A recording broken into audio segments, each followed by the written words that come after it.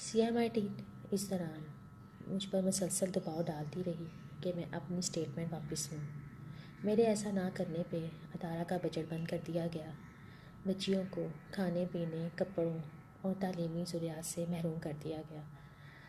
मैंने 25 नवंबर को चेयरमैन वज़ीर आला मुआयना टीम डॉक्टर परवेज़ अहमद खान को तहरीरी तौर पर एक ख़त लिखा और उनको वार्निंग दी कि वो यहाँ पर जो भी काम करवाना चाहते हैं, जो उनके मफादात हैं, जिसके लिए उन्होंने अदारा का बजट बंद करवाया हुआ है, मुझ पे प्रेशर डाला हुआ है अपनी स्टेटमेंट वापस लेने के लिए, और जो सफाई वज़ीर को वो खुश करने की कोशिश कर रहे हैं और उसको नवाजने के लिए अदारे में बेजा मदाहरत कर रहे हैं, इससे बाज रहें।